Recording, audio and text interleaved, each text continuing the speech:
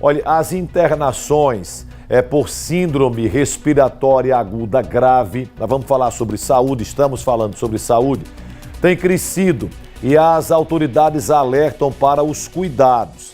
Quem está com as informações agora é a repórter Aline Aragão. Eu não sei, Aline, se é porque o mês de agosto é um mês mais seco, enfim. Mas qual é a explicação para que tantas pessoas tenham problemas respiratórios nesta época do ano?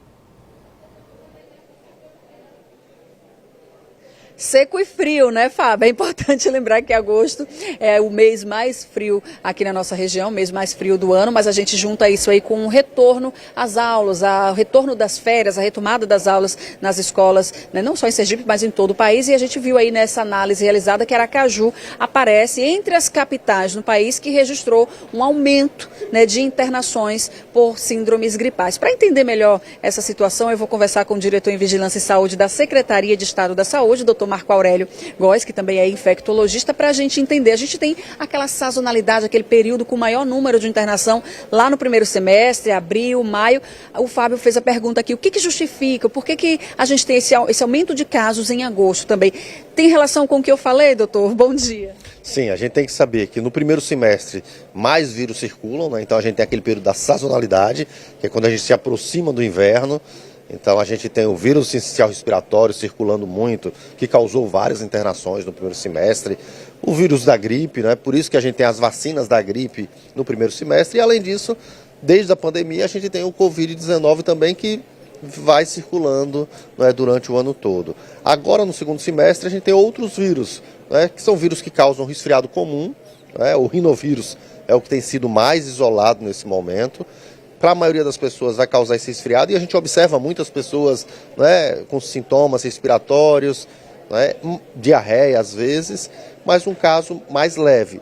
Só que em crianças, em idosos, isso pode ocasionar mais complicação, principalmente pessoas que têm asma, isso pode aumentar as internações. Então, agosto tem essa questão da temperatura da gente, que não chega a esfriar muito, mas é menor, mas também o retorno das aulas, a volta às aulas, o retorno das férias. Então tudo isso ocasiona que a gente tenha uma transmissão mais ampla desse vírus. A gente sabe que a circulação é em todo o estado, mas a gente vai destacar Aracaju por conta de da pesquisa ser realizada nas capitais. Eu dei uma olhada na tabelinha, todos esses vírus que o senhor citou aí aparecem lá para Aracaju. Covid-19, por exemplo, Fábio, não é o que mais adoece, ele está lá na lista, é um dos que mais. São mais de 700 casos de Covid, mas um pouco acima da Covid. Tem também o rinovírus, com mais de 800 casos. O sincicial, que é o sincicial respiratório, que muita criancinha adoeceu aí lá no mês de abril, por exemplo. A influenza também aparece ainda acima da Covid, mas o destaque mesmo é o rinovírus.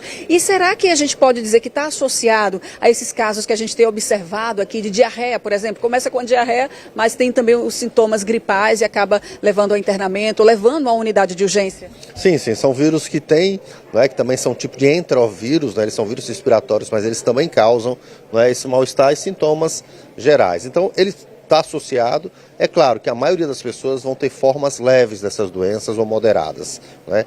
Quem vai ter forma mais grave? Às vezes a criança, né, menor, ou a criança que tem bronquite, ou até o adulto, o adolescente, né, que tem a asma, bronquite, que facilita a uma complicação maior, mesmo com esses vírus que são os vírus que a gente chama do resfriado comum. Qual é o panorama para Sergipe? O que a Secretaria tem observado? Há algo diferente, né? Algo extraordinário para esse período?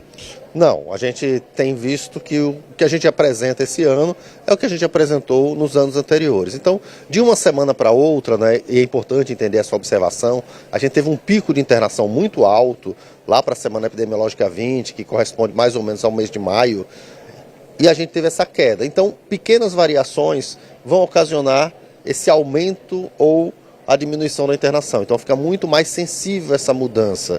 Então a gente não tem, no momento, nada que esteja impactando os serviços de saúde. Isso é importante, né? A gente sabe que os serviços de porta às vezes aumenta com a questão do resfriado comum, mas nada que tenha dado um impacto nas internações ainda. E a gente aproveita para falar, claro, da vacina. A gente tem a vacina contra a influenza, a gente tem a vacina contra a Covid, que estão aí disponíveis nas unidades da saúde. Esses outros dois, rinovírus e o sincicial, que é o nomezinho chato de falar, eles também são cobertos pelas vacinas, não?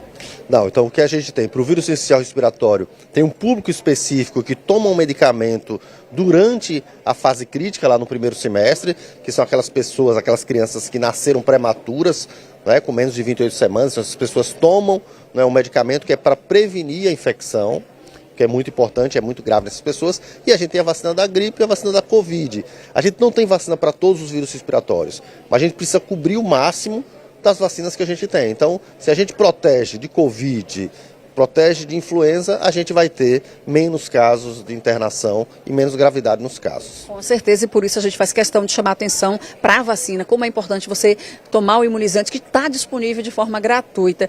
Mas gripou, quais as orientações, ou vai para um lugar com muita gente e quer se prevenir, quais são as orientações? Então, todos esses vírus, né, eles são de transmissão respiratória, né, e a gente sabe como é que se transmite vírus respiratório. É pela fala, é pela tosse, mas também pelas mãos. Não é? Porque a gente passa muito mão na boca, no olho, não é? E tudo isso faz com que a gente amplie a transmissão. Então, é muito importante. Se você está gripado ou resfriado, evite circular em ambientes com muita gente, evite contatos com recém-nascidos, com idosos, com pessoas que estejam tratando alguma doença. E também lave as mãos com maior frequência. Se for tossir ou espirrar, né, coloque um lenço, né, evite tossir no ambiente de forma ampla, porque isso causa a disseminação do vírus e a gente não sabe quem vai ter uma doença leve ou quem vai ter uma doença grave. Né? Para a maioria das pessoas é leve, mas algumas pessoas podem ir até o óbito por causa desses vírus. Doutor Marco Aurélio, muito obrigada pelas informações e participação ao vivo com a gente, trazendo essas explicações para esses casos, né, de esse aumento nas internações por síndromes respiratórias, Fábio. Então, se tem vacina, vamos tomar vacina. Se gripou, pegou um resfriado, vamos usar uma máscara, vamos lavar as mãos e evitar lugares aglomerados para você não repassar, você não transmitir, né, o que você tem, esse vírus, para outras pessoas.